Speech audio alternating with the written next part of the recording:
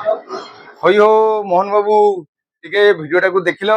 କିଛି ଆ ନାହିଁ କିଛି ତା ନାହିଁ। ତାପରେ ଆମକୁ କହିଲେ ଯେ ତମେ ସାଧାରଣ ଦର୍ଶନ ଯୋଉପଟେ ଅଛି ସେପଟେ ଯାଅ। ସେପଟେ ବି ଆମେ ଗଲୁ ମାନେ ଅଧା ପିଲାଙ୍କୁ ଛାଡ଼ିଲେ ଛାଡ଼ି ବି ଦେଲେ ଭିତରକୁ। ସେତେବେଳେ କର୍ଡନ ପାସ୍ ଦେଖିକି ଛାଡ଼ିଦେଲେ। ତାପରେ ଆମକୁ ଆଉ ଛାଡ଼ିଲେନି। ଆମକୁ କହିଲେ ଯେ କର୍ଡନ ପାସ୍ରେ କିଛି ନାହିଁ ୟା ନାହିଁ ତା ନାହିଁ, ଆମ ପାଇଁ ଟିକେଟ୍ ନେଇକି ଆସ। ଟିକେଟ୍ ବି ମାନେ କ'ଣ ଟିକେଟ୍ ନେଇକି ଯୋଉ ବିନା ଟିକେଟ୍ରେ ପିଲା ଗଲେ ବହୁତ କଷ୍ଟେ ମଷ୍ଟେ ଜଣେ ଆସିଲେ ଆମକୁ ନେଇକିନା ବି ଯାଇଥିଲେ। ସେ ଟେମ୍ପଲ ଅଫିସର ଷ୍ଟାଫ୍ ଜଣେ, ସେତିକିରୁ ବି ଆମକୁ ପୋଲିସ ହେରିକା ସେ ଭିତରୁ କାଢ଼ିଦେଲେ।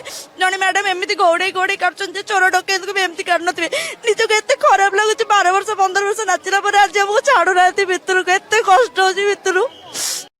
ଏ ପୁରୀରେ ବି ତମକୁ ଏମିତି ଜାଗାର ଅଭାବ ପଡିଛି ଯେ ଏ ନର୍ତ୍ତକୀ ନୃତ୍ୟ କରିବା ପାଇଁ ନାକି ଆସିଛନ୍ତି ସେ ଭଉଣୀ ମାନେ, ତାଙ୍କୁ ଟିକେ ନୃତ୍ୟ କରିବା ନାକି ଜାଗା ବି ଟିକେ ପୁରୀରେ ମିଳିଲାନି। କେତେ କଷ୍ଟ ସେମାନଙ୍କୁ ଲାଗୁଛି, କେମିତି କାନ୍ଦି ପକଉଛନ୍ତି। ତାଙ୍କ ପାଖରେ ପାସ୍ ବି ଅଛି। ତମକୁ ଏମିତି ଜାଗାର ଅଭାବ ପଡିଛି ଯେ ପୁରୀରେ ସେ ନର୍ତ୍ତକୀ ମାନଙ୍କୁ ତାଙ୍କୁ ବି ଟିକେ ନୃତ୍ୟ କରିବାର ସୁଯୋଗ ମିଳୁନାହିଁ। ଆଉ କଣ ଦରକାର ତମର?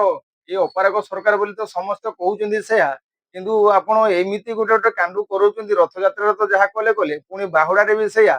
ଯେ ଏମାନଙ୍କୁ ଟିକେ ନୃତ୍ୟ କରିବାର ସୁଯୋଗ ମିଳୁନି। ନିଜେ ସେମାନେ କହୁଛନ୍ତି ଆଜି 15 ବର୍ଷ ହେଲାଣି, ସେମାନେ 15 ବର୍ଷ 17 ବର୍ଷ ହେଲାଣି ଆଜି ପୁରୀକୁ ଆସିକି ସେମାନେ ଏଇ ନୃତ୍ୟ କରୁଛନ୍ତି।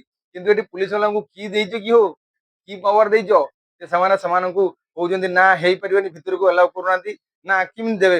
ଏଠି ପରା ତମର ଭିଆଇପି ପାସ୍ ଦେଇକି ଏ କାର୍ଡ ଦେଇକି ପରା ସେ ଭିଆଇପି ମାନଙ୍କୁ ସବୁ ପସେଇବ। ଗୋଟେ ଭିଆଇପି ଯିବ ତା ନାଗି 10 ଫୁଟ ରାସ୍ତା ରଖିଛ। ଏଇଟା ହଉଛି ତମ ମୁଖ୍ୟମନ୍ତ୍ରୀ, ଏଇଟା ହଉଛି ତୁମ ପ୍ରଶାସନ।